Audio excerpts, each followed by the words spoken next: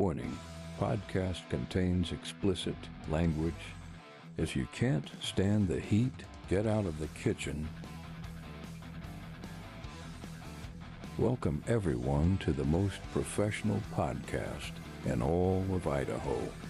Hosted by Joey and Ethan, the Squawk Talk Podcast.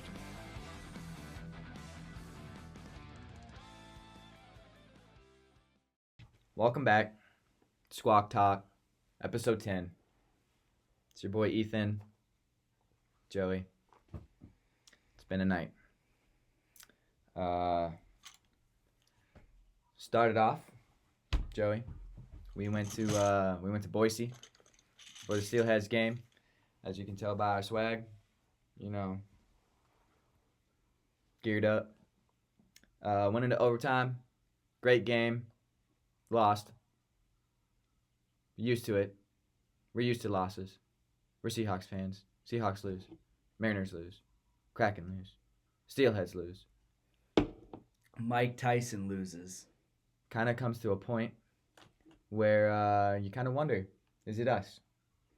No. The referees tonight were shit. They were dog water. Missed multiple calls. The Steelheads were on the power play kill 5 times in the first period, if that goes to show you anything. You got to say, though, they had a good penalty kill. They had a great penalty kill, but it goes to show you that it was being called on one side, right? Like Ethan said, lost in overtime. Terrible 3-on-3. This is weird. I don't like it.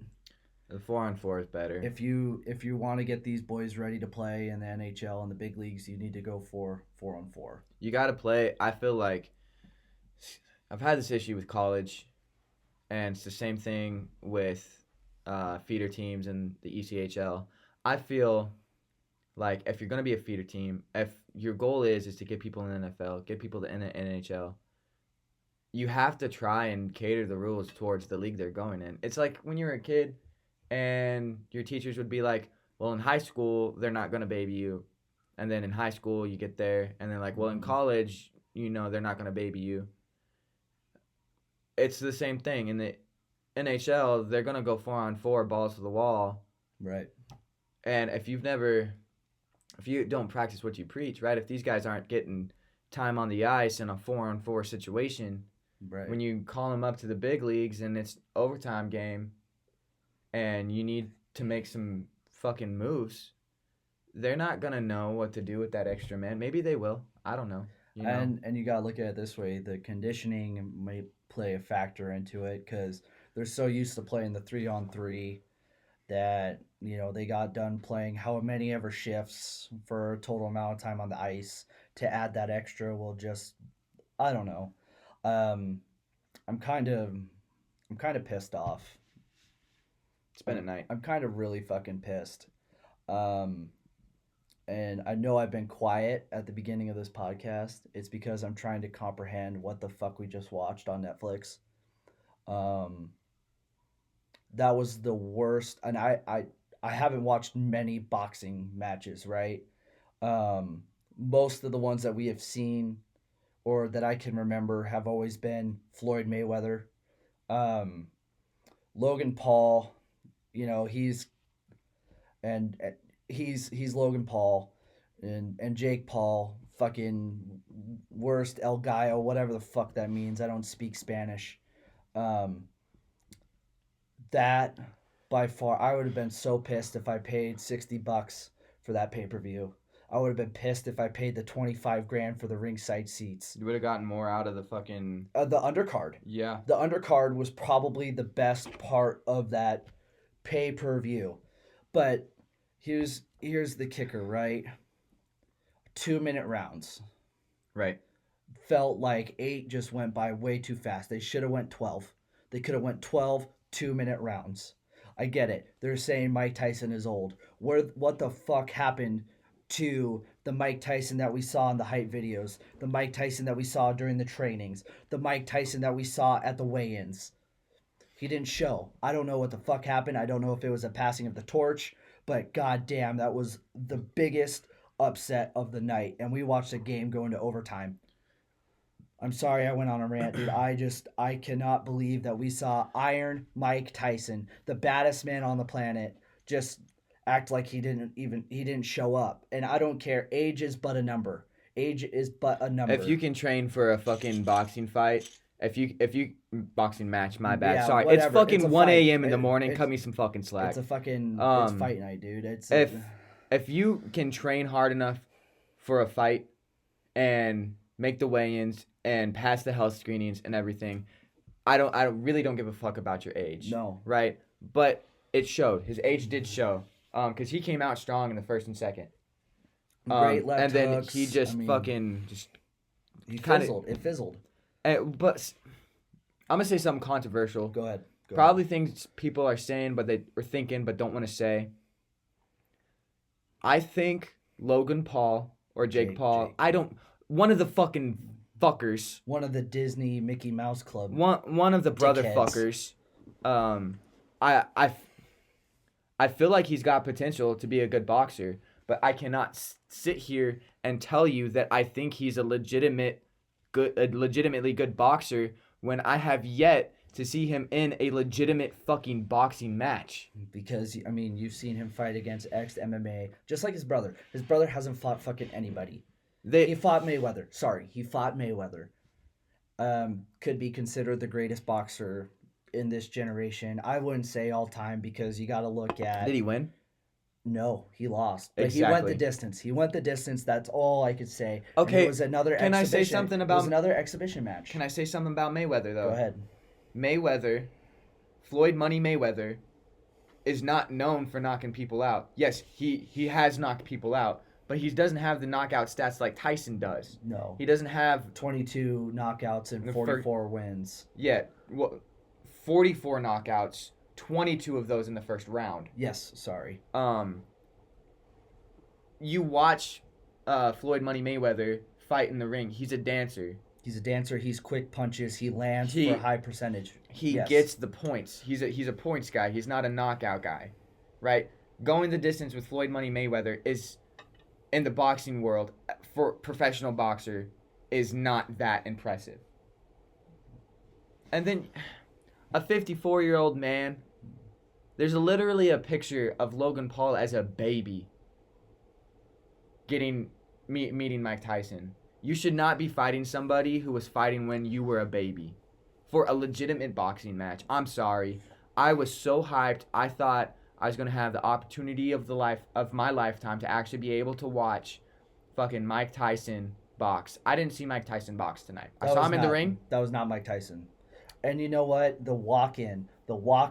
He walked in by himself. I know I keep saying the walk-in, but we were so convinced that when he was walking down to that ring, it was, holy shit, he is locked in. That is a cold-blooded killer. That is a man that is going to run through this little white boy.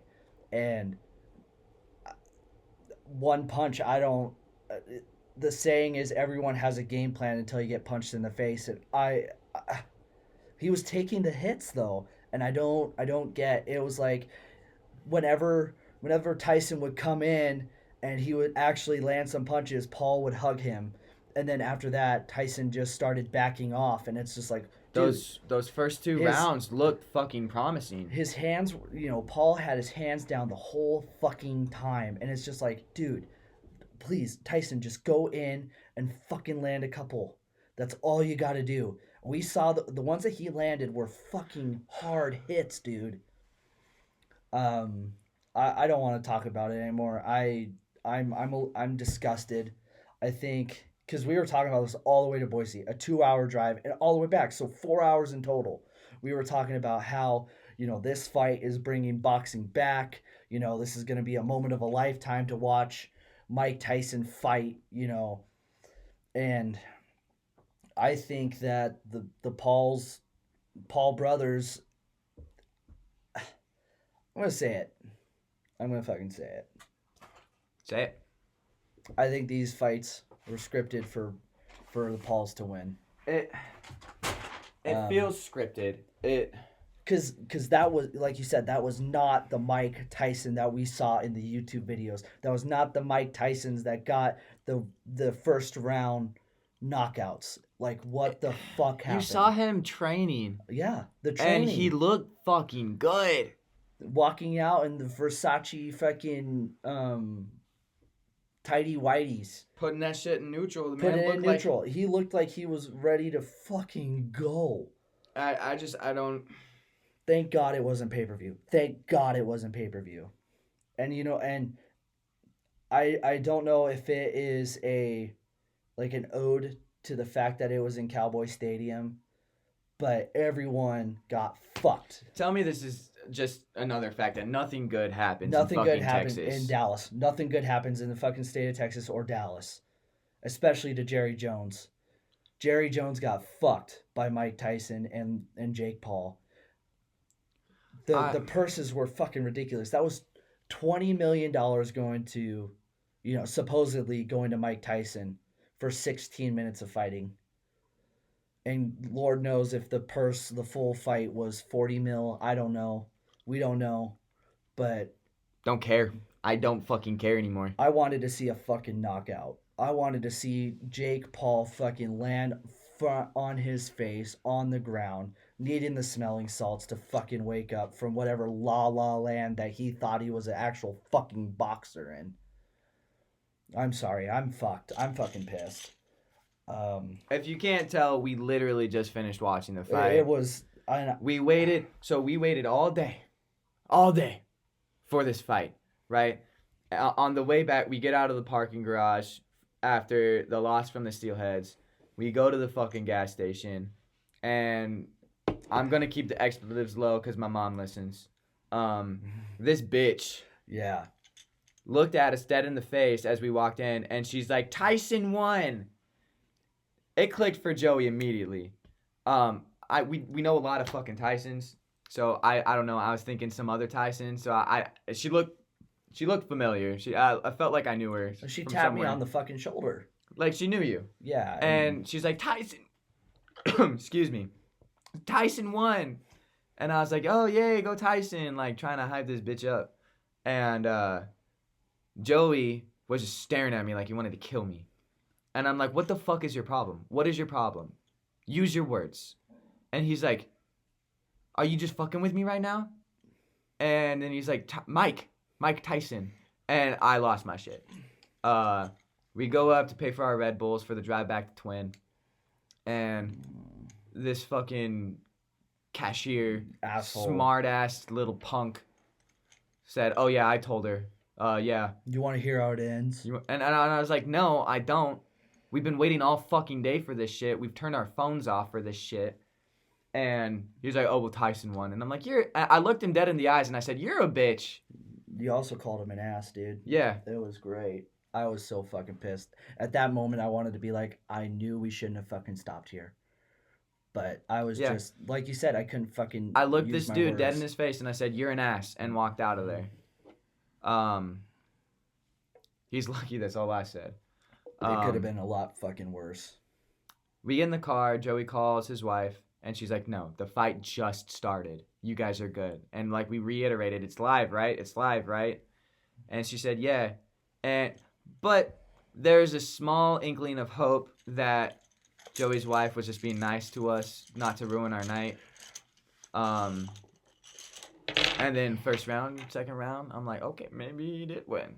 Yeah. Maybe and I'm fine. Like, I'm enjoying watching it. If he says that he won, at least we don't know the fucking outcome of how he won. Right. But then to find out he's just a lying pussy.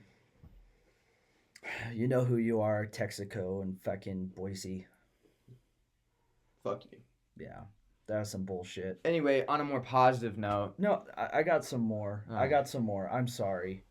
Also, heard yesterday that the beloved Dave Sims of the Seattle Mariners organization, calling the plays, play-by-play calling, but since 2007, left. You want to guess what team he went to, Ethan? He went to the New York Yankees. He went to the fucking New York Yankees. I think that hurts. Honestly, tonight, watching the fight was bullshit.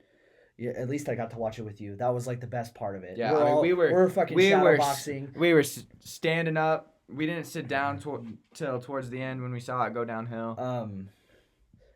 But to hear the voice of the Seattle Mariners that I grew up listening to and watching leave for the worst fucking baseball team in the major leagues, that one hurts me most.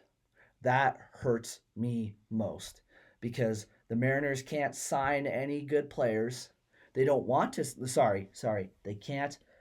That's wrong. They won't sign any good players.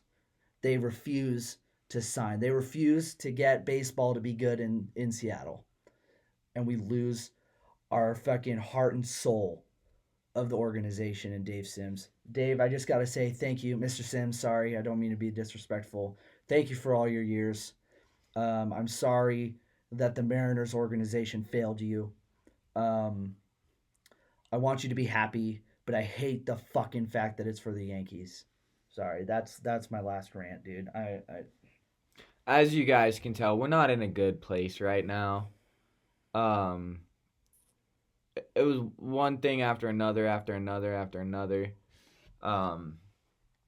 The Steelheads game was so much fun, though. Oh, dude, it was a fucking blast. My brother and brother-in-law came out. Shout out, y'all. We love you.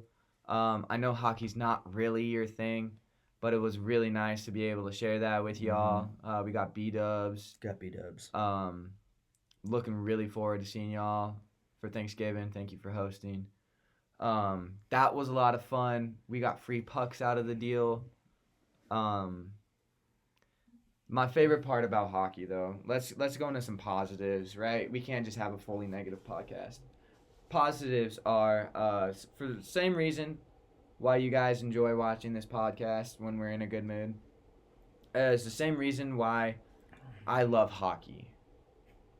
Because, like, I can be my full, genuine self, just yelling, chirping. Captain of the Rapid City Rush was a total bitch. Constantly at the beginning of the intermission, at the end of the first period, at the end of the second period, he was going and talking to the refs.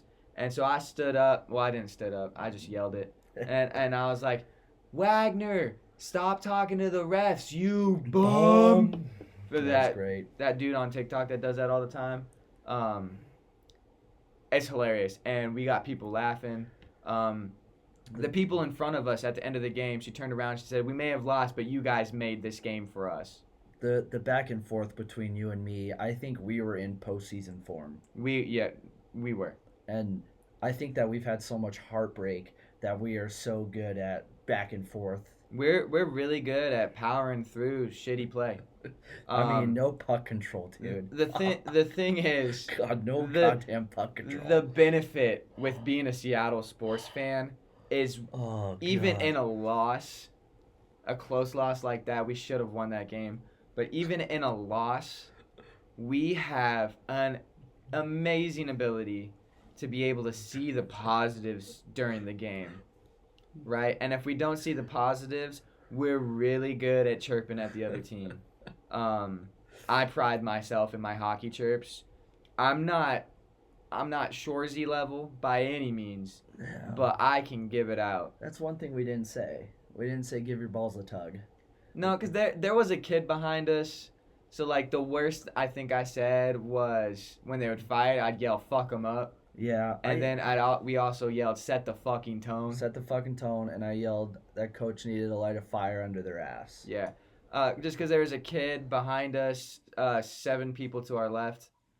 Yeah, it's not like... And granted, you bring your kid to a hockey game. Mm-hmm. Right? Baseball game, you probably can expect a few expletives. Football game, a few more expletives. A hockey game, come on now. And basketball, expect none because basketball ain't even a fucking sport. Yes, it is. I play basketball. Shut your whore mouth.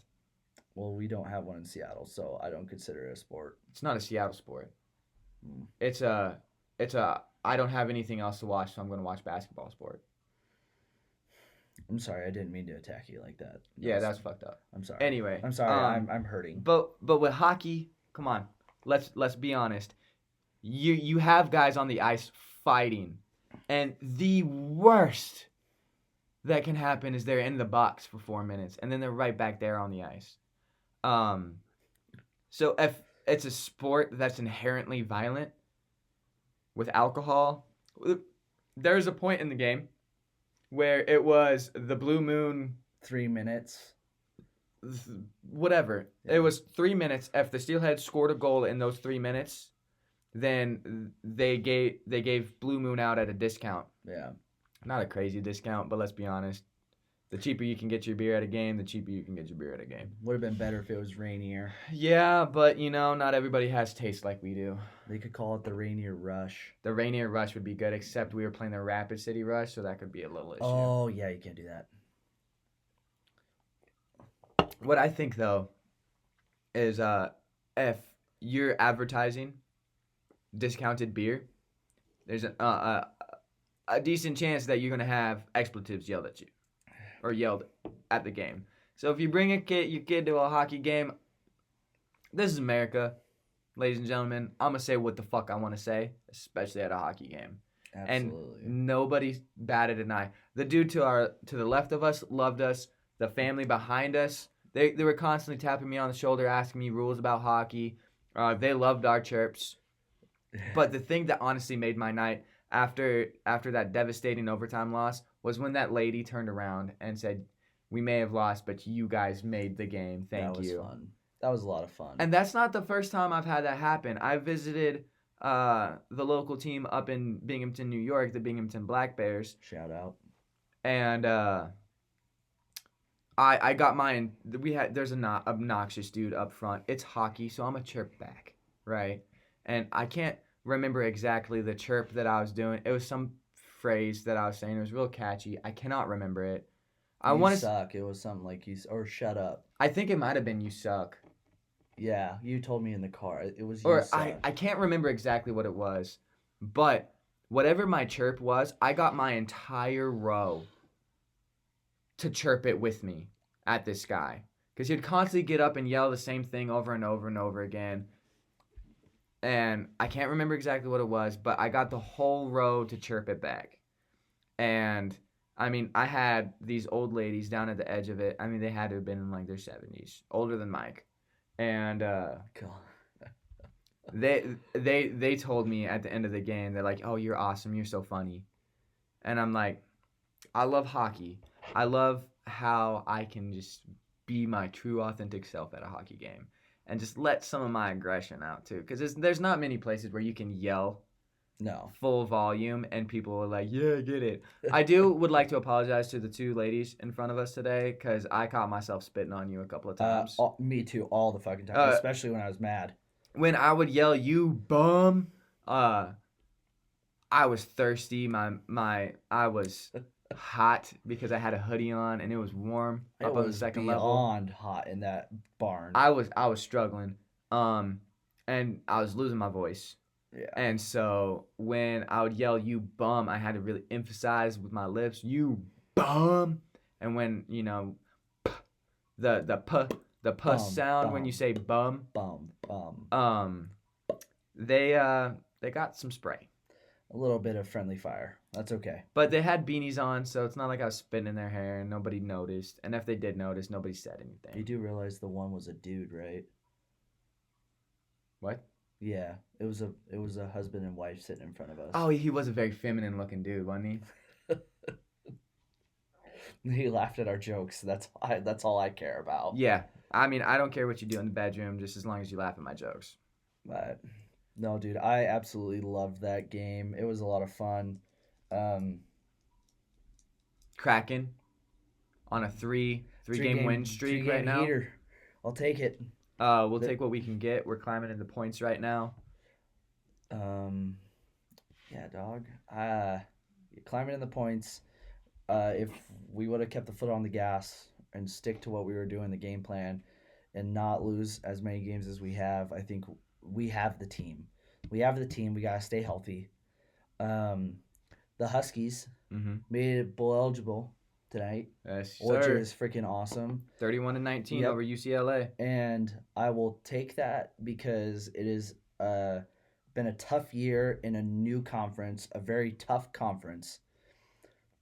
And the best stat that I heard today, was 3 years of not losing at home.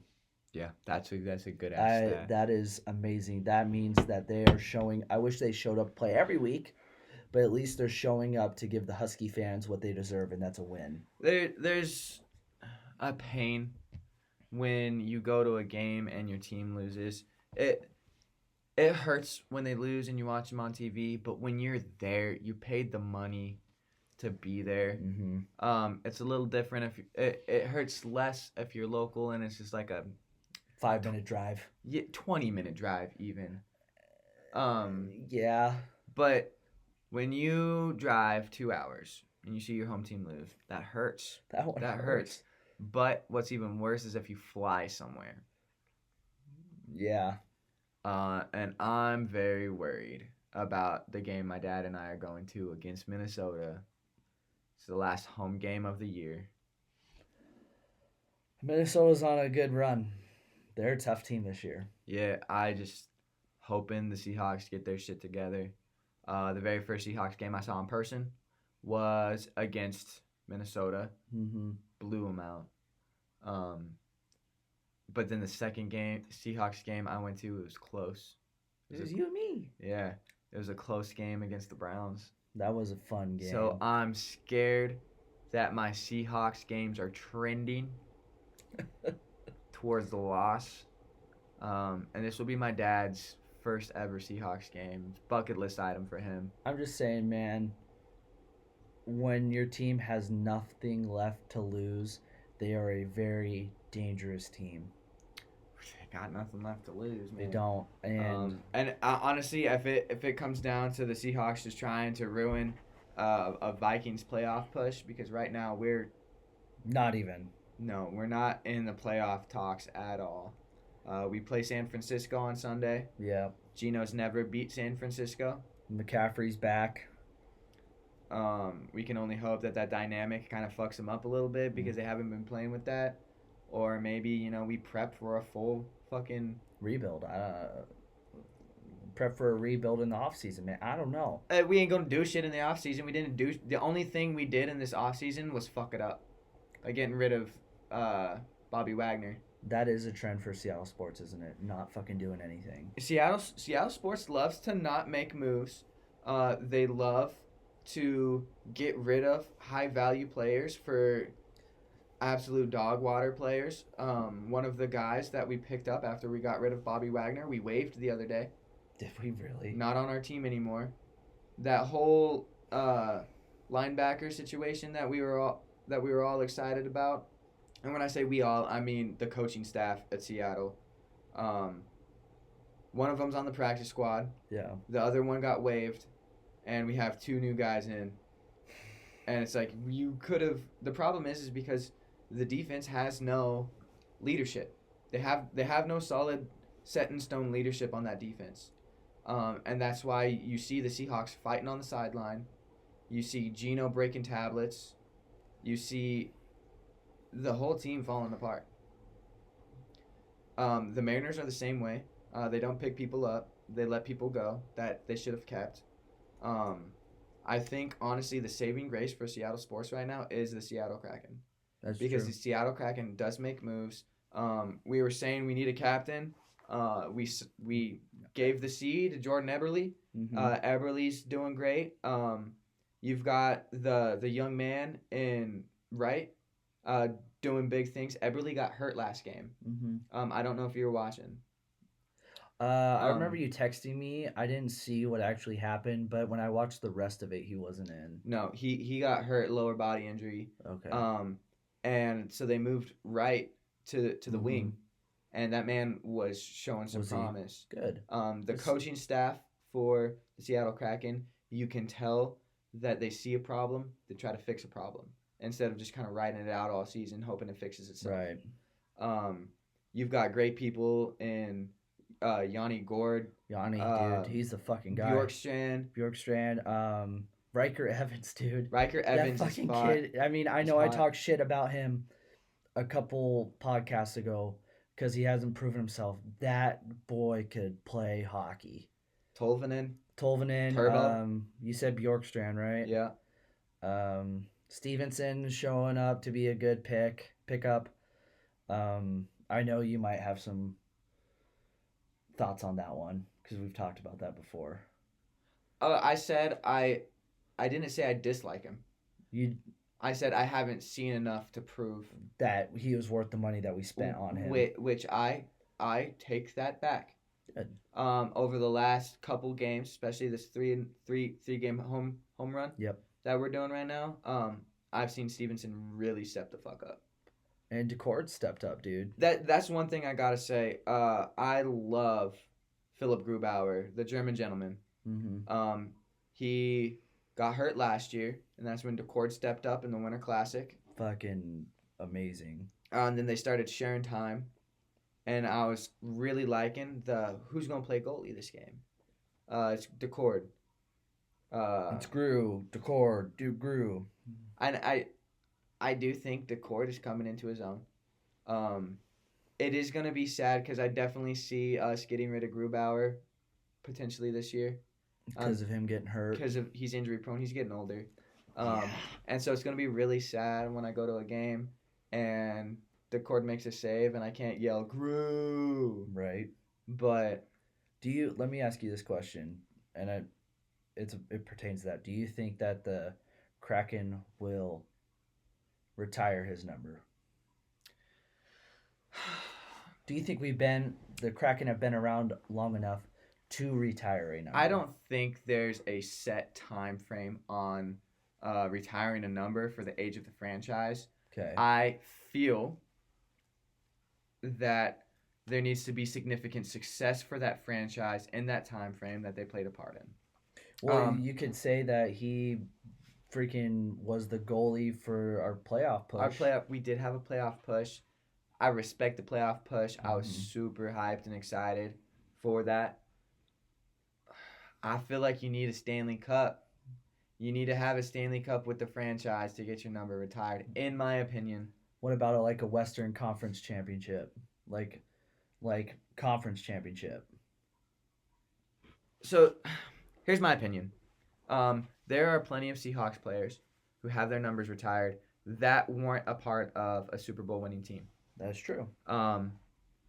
They were long-term, loyal, big, heavy players, playmakers.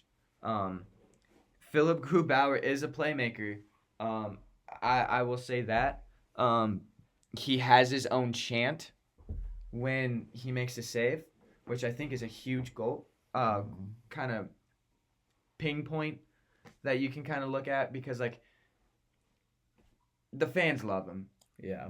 I don't know, man. I don't know what the criteria is for a hockey player to get their number retired. I'm fairly new to hockey. I've fallen in love with it. I love it more than football now. But I've really only come into my own with hockey over the last 4 years. So I don't know a lot of hockey history like I do football. Because I lived through a lot of football history. You boys old. I don't know. I would be interested if any of you all are out there long-term hockey fans. Let us know. Let us know what you think some of the criteria are for retiring a number because I don't know, and I'm not going to sit here and tell you that Philipp Grubauer should get his number retired or shouldn't get his number retired because I honest to God don't know. And one of our good buddies of the pod is a Colorado Avalanche fan, and Gru was their goalkeeper for a while. So I want to hear from him. Also, can I point out something? What's that? Do you notice anything when we talk? What do you mean? It's quiet. Oh shit, dude, it is. Have you noticed that? I have noticed it. It's really quiet. It's like something is back here. It's almost like my entire room is covered. It's all covered. I wish we could show you because there is a lot of foam on here. You wanna shout out? Yeah. Can I tell the story? That's how you shout out. Okay, perfect. One night this past week, I received a text message from my old boss, and he's an amazing person. Um, and I haven't talked to him in a hot minute, dude. I worked there from like 2017 to 2019, so not too long, and I haven't really talked to him since then. Yeah. He texts me out of the blue and like, hey, I've been listening to your podcast. I'm so proud of you because a lot of people say they want to do something and never do it. What did he say? The hardest part is starting it. He says the start is what stops people. Yeah, the start is what stops people, and what a fucking quote that is. And he was kind enough. I mean, it was fucking amazing. It made me cry. I know it got you emotional. He I was speechless. Yeah. I didn't know what to say. He bought us so much sound deadening because his daughter said that there was an echo. And I mean, to have somebody out of the blue be like, "Hey, I want to help you succeed in this podcast." For me, it was someone that in essence is really a stranger. I mean, you haven't talked to him for what, 5-7 years? So let me tell you, he's one of those people where you don't have to talk to him for a Yeah, while, and then right. you just catch right up. Right, but so it's one of those people that just out of the blue is like, Is this your number? Is this your number still? Up until this point, really our biggest, heaviest supporters have been our family. Our parents. Our parents, one of your, is it aunt-in-law? Or is it just aunt? I'll just call her my aunt. Yeah, so your aunt, right? Yeah. Family. It's been family. Has been our biggest supporters, really. I've had some friends and stuff listen to the podcast. When we don't post every week, I get some texts here and there, be like, "Hey, are you guys good? I haven't seen a podcast this week." They think we're fighting or like we're done. But nothing that's like, "Hey, I believe in you." Yeah. So. I've had some. One of my old troops from Spokane, super encouraging individual. She's great, but to have somebody come out here, out of the blue, and be like, "I believe in what you guys are doing. I'm impressed that you guys are doing it and sticking with it. Yeah. And I want to help you get to where you're trying to get." It was, I was speechless, man. Like, I mean, I tell you what, best boss I've ever had. And you can tell I'm smiling, I'm getting emotional talking about it. Shout out to Andy. He runs the best KTM dealership in the Treasure Valley, and also runs the best dirt bike service shop in Boise, Moto One. So if you ever need any services, tires, gear, or just want to go bullshit, ask for Andy because he's the fucking guy. Andy, we cheers to you, brother. Thank you, sir. I love you, man. Can't wait to see you again and we could chat and bullshit. So that was fucking awesome. Thank you. Yeah, thank you, dude. I can't get the smile off my face. I hope you realize I'm talking to you specifically right now, Andy. When I texted him, we both were up until like midnight talking on the phone about how fucking amazing that was. We couldn't sleep. No, we were shocked. We were shocked. We were excited. We're like, holy fuck, we're fucking going somewhere. Like, people are listening. People believe, and yeah, thank you, dude. I will say, with your help, you've turned my bedroom into a walking red flag.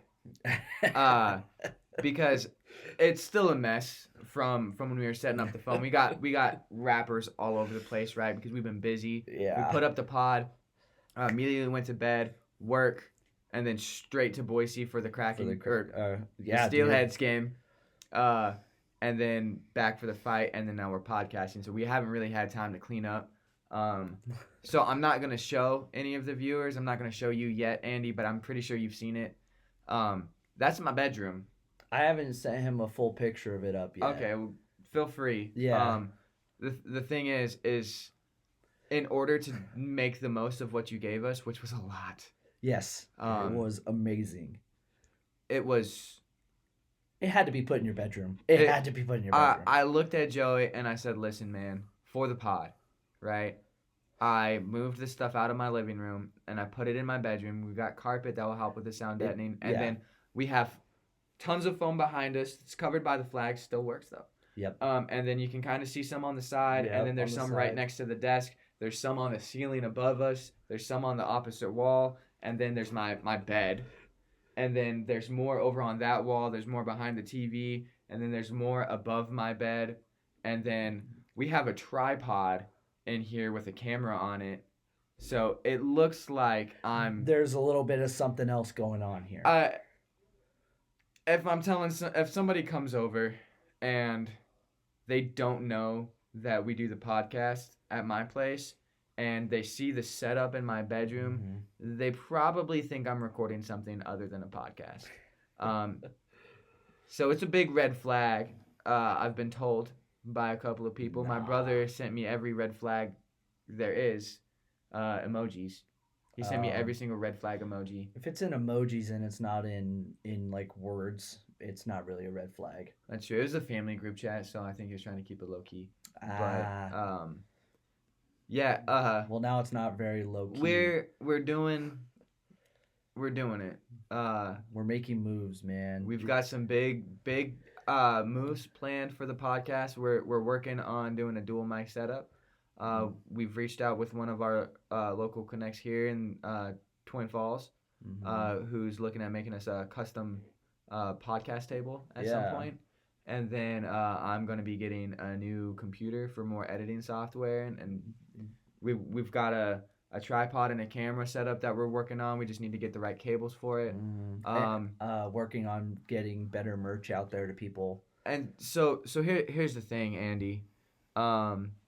We've been slowly chipping away at this podcast. Our main thing was consistency, just getting it out there. But you getting us this sound deadening. Dude, he lit a fucking fire under my ass. You lit a fire under our ass to make sure that we continue to make these steps, right? Can't thank you enough, man. I've never met you, but I would love to meet you, shake your hand, and thank you in person. Oh, we will. I'll take you there. Good. We'll go see him. Like I said, in Moto 1, you need all repair services, buying bikes, whatever you need. Go to Moto 1, Napa, and in Boise. I mean, we can't be more thankful. Yeah. I'm gonna bring it back down a little bit. We're getting towards the end of our podcast tonight. This will be posted tomorrow, more than likely. Maybe, who fucking knows? You know what, might crack another beer and finish the editing tonight. And we might play some video games later. We're playing video games. Anyway, first, I'd like to say to our viewers, this is probably our most low-key podcast to date. It's hot, it's raw, it's fresh off the press. Everything that we talked about tonight was something that happened immediately. Today. We had a lot of things we wanted to talk about on the podcast, and I understand that it was all sports-oriented today, and I know a lot of our viewers aren't more concerned about the sports sections. Yeah. But I do want to say, this is us. This is us raw. This is our emotions out here for you guys. And I hate to say it, the heartbreak's not over. No. Because Joey is playing me in fantasy football week, God so damn it. we know he's going to have more heartbreak on Sunday. We don't have any Monday night players from what I saw, so it looks like Joey's going to be kind of in the dumps on Sunday. Hopefully he can be risen from the ashes from a Seahawks win, but a Seahawks win is going to be his downfall because he traded away his only good Seahawks player for A very good running back. Yeah. I traded him for a very good running back. You traded a very good running back for a very good running back. And there's nothing wrong with that. It's a big move. Big move. It's basically I traded a sports car for the exact same sports car. And then he traded away a very good, yet somewhat inconsistent of late wide receiver in Tyreek Hill, and was gifted a wide receiver who got him 2 points and a kicker who started the game off with -2. So Joey's heartbreak's not over. Thing is, my heartbreak's not over either. My heartbreak's just more long term. Because I may win the battle, but I'm going to lose the war of fantasy football. I'd rather get all my heartbreak done in one weekend. My fantasy football is a win out situation. It is. And I'm not going to win out. I'm not an idiot. No, I'm not going to win out. Nobody wants to make fucking trades in this league, so if you don't draft good and you don't live on the waiver wire and study every single game and commit your life to fantasy football, you're fucked in this league. And I agree with that. I agree with that. I know we're opponents this week, but I agree with that. No one wants to trade. No one wants to trade. The only people who do want to trade are the ones that will play off of your emotions, and we'll get the group chat. We'll get the better end of the deal. Trading should be equal. And I understand, you might not like the trade that I give you, but in the benefit of the league, you should counteroffer. Don't be a pussy and counteroffer. And then I can study the counteroffer and decide if it will be beneficial to me and you. That's what a trade is supposed to be. It's negotiations. It's Shark Tank, dude. But you throw a trade out in this league, and it just gets rejected immediately with no conversation or anything. No comments, nothing. Nobody talks in the message boards. We have a group chat with the commish. The only one that will do trades. The commish is the only one who will trade, and we've both gotten the raw end of the deal. Granted, they've not been bad trades, Commissioner. I'm talking to you. They've been really good. They are really good trades, but somehow, you fucking come out on top, and the people you give us just shit the bed. Yeah. I don't know if you know something we don't, and if you do, I would love to chat about it in the off season. Mm-hmm. Because obviously we're not going to talk about a regular season. Dude, he's got to have like Terry Bradshaw's phone number, or like, who's the other guy, the one that breaks all the fucking news. Oh fuck. The ESPN insiders and shit like that. He must know something because Schefter, Adam Schefter. You got to have Adam Schefter's number or something. Yeah. I don't know how the fuck you do it. Maybe you got the NFL script this year. He must. Maybe you got the script and you highlighted players that you want to work with. Roger Goodell was like, "Your fantasy league has been going on for 12 years. Here's the script." And see that could just be it. Maybe I don't know how well you've done in your own league, Trevor, because this is only my second year. He's won it 3 times. I was gonna say maybe this is karma coming back to him. No. You're clearly good at fantasy football, Trevor. Pisses me off. Mm-hmm. I will say I'm not trading with you next year. I'm not. I'm gonna take a note from the rest of the league members and just not do fucking trades next year. Cause Joey sends me some bullshit trades and tries to fuck me. You send me trades that look good that end up fucking me.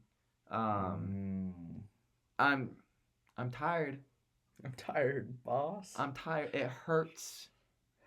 Here we go. Back to the constant hurting. What is with us in sports, man? I don't know. I promise next podcast we're going to talk about some other shit. I want to talk about that chicken fry. About Brianna chicken fry next one. Zach Bryan. Well, we'll talk. We have other topics that we wanted to talk about. This is just a more raw. It's like a reaction to today. Yeah, I mean, we'll post again on Tuesday, so there's going to be fairly back-to-back podcasts. That's perfectly fine. So you guys aren't going to have to wait long for another one. Because you know what? It's our fucking podcast. We could do what we want. Do what we want. Anyway, thank you all. Can I say one last thing, please? It's my grandma's 92nd birthday on Sunday. Shout out, Grandma. My grandma Phyllis is turning 92 on Sunday. saint. She's a saint. Yeah.